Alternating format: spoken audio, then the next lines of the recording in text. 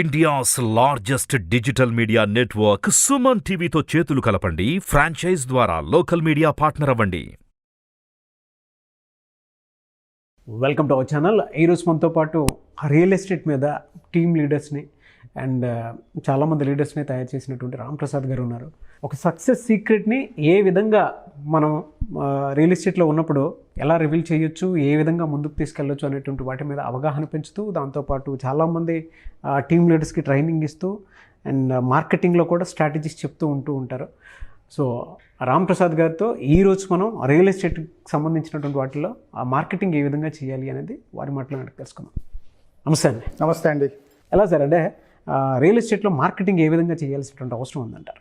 Sir, ప్రతి ఇండస్ట్రీలో కూడా ఏ బిజినెస్ అయినా కూడా మార్కెటింగ్ అనేది చాలా ఇంపార్టెంట్ అండి. ఎందుకంటే ఒక అద్భుతమైన ప్రోడక్ట్ ఒక కంపెనీ రిలీజ్ చేస్తే ఒక మంచి ప్రైజ్ ఉన్న మార్కెటింగ్ అనేది సరిగ్గా లేకపోతే ఈ ప్రోడక్ట్ అనుకున్నంత సక్సెస్ కాకపోవచ్చండి. వేరాజ్ ఒక యావరేజ్ ప్రోడక్ట్ ఉన్న మార్కెటింగ్ స్ట్రాటజీ కనుక అద్భుతంగా ఉంటే ఆ ప్రోడక్ట్ సూపర్ సక్సెస్ అవుతుంది. సో ఇది మార్కెటింగ్ ఒక ఇంపార్టెన్స్ అండి.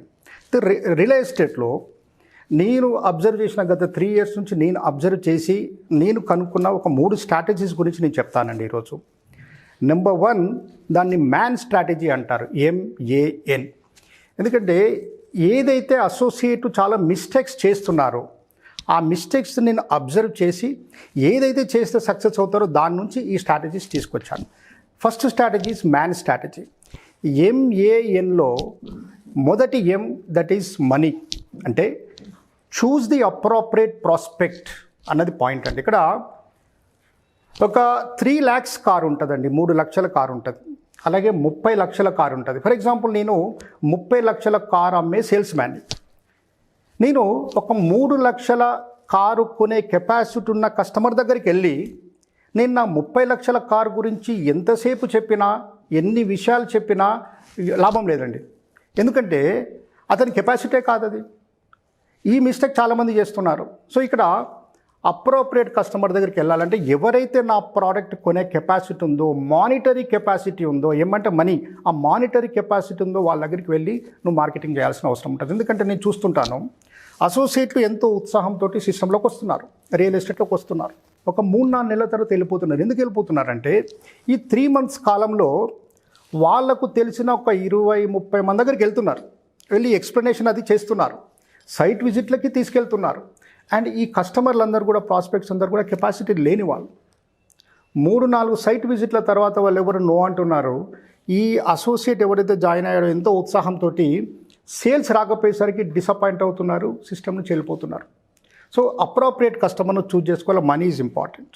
రెండవది ఏ అంటే అథారిటీ అండి. చాలామంది అసోసియేట్లు ఏం చేస్తారంటే హెడ్ ఆఫ్ ది ఫ్యామిలీ ఎవరైతే ఉంటారో ఆయన దగ్గరికి వెళ్ళి ప్రజెంటేషన్ ఇస్తుంటారు. గుడ్ ప్రజెంటేషన్ ఇవ్వాలి. కానీ ఇప్పుడు ఒక ఇంట్లో ఒక కాస్ట్లీ ప్రోడక్ట్ కొనాలండి, ఒక 1,00,000 రూపాయలు పెట్టి ఒక టీవీ కొనాలి, LED టీవీ కొనాలి.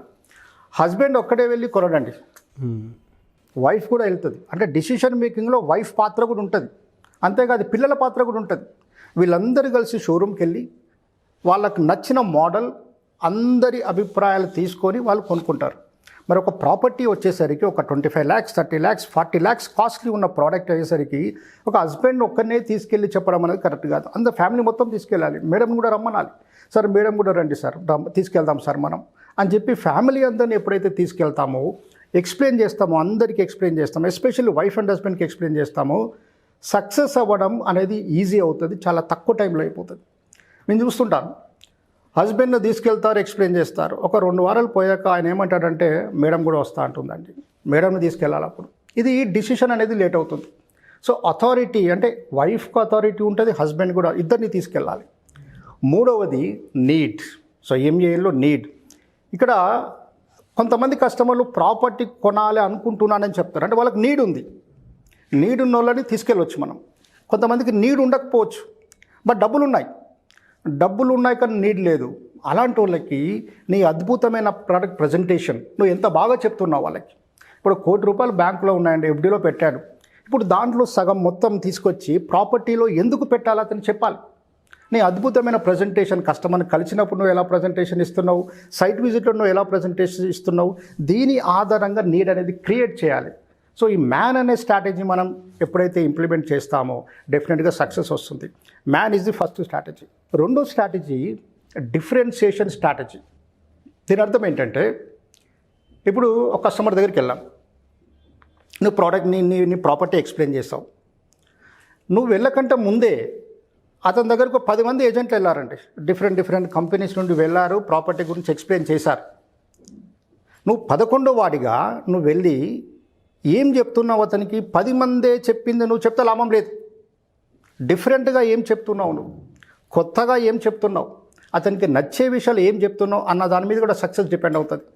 ఇప్పుడు ప్రాపర్టీ సేల్ చేయాలండి, ఏం చెప్తారంటే చాలామంది ఏజెంట్లు, ప్రాపర్టీలో మీరు ఇన్వెస్ట్ చేయండి, చక్కగా పెరుగుతుంది. మీకు తెలుసు కదా, ప్రాపర్టీ ఇన్వెస్ట్మెంట్ ఇయర్లీ 30%, ఇయర్లీ 40% పెరుగుతుంది. ఈ పాయింట్ చెప్తుంటారు. ఇప్పుడు మనం ఏం చెప్పాలి? చూడండి, హ్యూమన్ బీయింగ్స్ అనేది కొంచెం గ్రో అప్ అయిన తర్వాత ఒక కాన్సెప్ట్ మీద ఉంటారండి. అదేంటంటే WIIFM, అంటే what is in it for me. So what is in it for me అంటే తెలుగులో ఏంటండి? నాకేం అవసరం, నాకేంటి, నాకు వచ్చే బెనిఫిట్ ఏంటి, దాంట్లో నాకేముంది, ఈ కాన్సెప్ట్ మీద పెద్దవాళ్ళు ఉంటారండి, గ్రో అప్ అయిన వాళ్ళు ఉంటారు. అది కరెక్టే. సో ఇప్పుడు ప్రాపర్టీ గురించి నువ్వు ఎక్స్ప్లెయిన్ చేసినప్పుడు ప్రాపర్టీ యొక్క ఫీచర్స్ ఏంటి, ఈ ప్రాపర్టీ యొక్క ఫీచర్స్ కస్టమర్కు ఏ విధంగా బెనిఫిట్ అవుతాయి, ఈ రెండింటిని మ్యాచ్ చేసి చెప్పాలి. సో కస్టమర్కి ఎప్పుడైతే WIIFM, what is in it for me, నాకేంటి అనేది నువ్వు అడ్రస్ చేస్తావో నీకు సక్సెస్ రావడానికి అవకాశాలు ఎక్కువ ఉన్నాయి. సో ఇక ప్రాపర్టీ గురించి మీరు ఎంత అద్భుతంగా చెప్తారో, ఇతరులు చెప్పని పాయింట్లు మీరు ఏం చెప్తారో అది చాలా చాలా ఇంపార్టెంట్. దానికి చాలా స్టడీ చేయాలి. ఒక వెంచర్ ఎక్స్ప్లెయిన్ చేయాలంటే వెంచర్ గురించి చాలా స్టడీ చేయాలి. రెండో పాయింట్ ఏంటంటే సార్, అడల్ట్స్ గ్రో అప్ అయిన తర్వాత థియరీ అనేది ఎక్కువగా వాళ్ళు యాక్సెప్ట్ చేయరండి. ఇప్పుడు ప్రాపర్టీ మీద డబ్బులు పెడితే అది గ్రో అవుతుందన్న సంగతి వాళ్ళకి తెలియదా? అందరికీ తెలుసు, మనం ఎప్పటి నుంచో చూస్తున్నాం. అయితే ఎందుకు గ్రో అవుతుంది అన్నది థియరిటికల్గా చెప్తూ, థియరీతో పాటు కొన్ని మ్యాథమెటిక్స్ మనం యూజ్ చేయాలండి. ఫర్ ఎగ్జాంపుల్, హైదరాబాద్లో ఒక పర్టికులర్ ప్లేస్లో ఎందుకు ఇన్వెస్ట్ చేయాలి, దానిలో స్టాటిస్టిక్స్ చెప్పాలి, మీరు పర్సంటేజెస్ చెప్పాలి, లెక్కలు చెప్పాలి. ఫర్ ఎగ్జాంపుల్, హైదరాబాద్లో గత 9 సంవత్సరాల నుంచి సుమారు 4.5 లక్షల కోట్లు ఇన్వెస్ట్మెంట్స్ రూపంలో వచ్చాయి. దాని ద్వారా సుమారు 22 నుంచి 23 లక్షల ఉద్యోగాలు వచ్చాయి. ఒక పర్టికులర్ ఏరియాలో సో అండ్ సో కంపెనీ వస్తుందండి, ఆ కంపెనీ 3 సంవత్సరాల తర్వాత ఓపెన్ అవుతుంది. ఆ కంపెనీ ద్వారా 1,00,000 ఉద్యోగాలు వస్తాయి. 1,00,000 ఉద్యోగులు కూడా ఆ ఏరియాలో ఉండబోతున్నారు. ఇప్పుడు 3 ఏళ్ల కాలంలో 1,00,000 మంది ఎంప్లాయీస్ ఆ ఏరియాలో ఉండబోతుంటే ఆ ఏరియా అంతా కమర్షియల్లీ డెవలప్ అవుతుంది.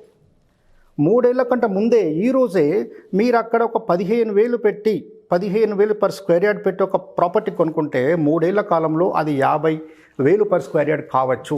ఇలా మీరు ఎప్పుడైతే మ్యాథమెటిక్స్ అనేది థియరీతో పాటు మ్యాథమెటిక్స్ ఎక్కువగా మీరు ఇన్వాల్వ్ చేస్తారో కస్టమర్ కన్విన్స్ అవుతాడండి. ఎందుకంటే మ్యాథమెటిక్స్ నువ్వు చెప్పినప్పుడు, నువ్వు లెక్కలు చెప్పినప్పుడు కస్టమర్ దానికి ఛాలెంజ్ చేయడు.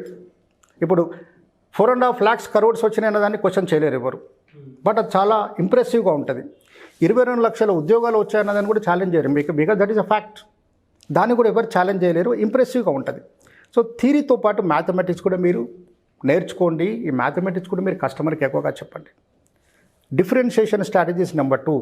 మూడో స్ట్రాటజీ అండి, ఇప్పుడు మనం ఉండేది డిజిటల్ ఎరాలో ఉన్నాం. డిజిటల్ మార్కెటింగ్ స్ట్రాటజీ మనం ఇంప్లిమెంట్ చేసుకోవాల్సిన సమయం ఆసన్నమైంది. ఎందుకంటే if you are not updated you will be outdated. ఇప్పుడు ఒక 15 సంవత్సరాల క్రితం వరకు కూడా మన చేతిలో ఒక మొబైల్ ఉండేదండి, అది నోకియా. మీరు 10 మందిని చూస్తే 9 మంది చేతిలో నోకియా ఫోనే ఉండేది. కానీ ఇప్పుడు ఏమైందండి, నోకియా అవుట్డేట్ అయిపోయింది. అది లేదు ఇప్పుడు సిస్టంలో. ఎందుకు లేదంటే ఎప్పుడైతే టచ్ స్క్రీన్ అనే ఒక టెక్నాలజీ వచ్చిందో నోకియా వాళ్ళు అప్డేట్ చేసుకోలేదు కాబట్టి వాళ్ళు అవుట్డేట్ వెళ్ళిపోయారు వాళ్ళు బయట. సో ఇప్పుడు డిజిటల్ మార్కెటింగ్ అనేది వచ్చిందండి. డిజిటల్ మార్కెటింగ్ మనం నేర్చుకోవాలి. డిజిటల్ మార్కెటింగ్ ద్వారా కూడా మనం మార్కెటింగ్ చేయాలి.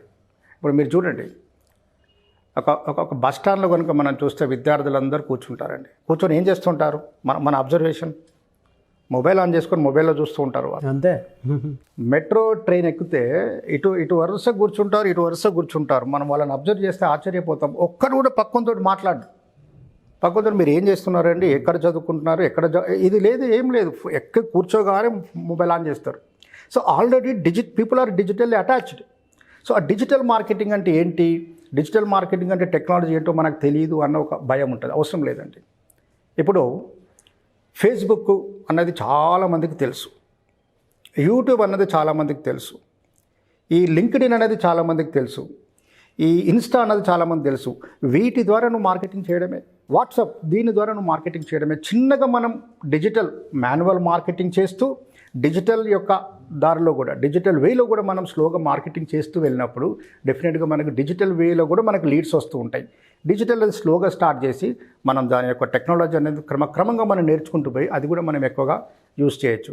సో ఈ 3 స్ట్రాటజీస్ కనుక మనం ఫాలో అయితే డెఫినెట్గా ఇప్పుడున్న సక్సెస్ కంటే ఇంకా ఎక్కువగా సక్సెస్ అనేది మనకు తప్పకుండా వస్తుందండి. Very good information. Thank you sir. Thank you so much Ram Prasad గారు. Thank you sir.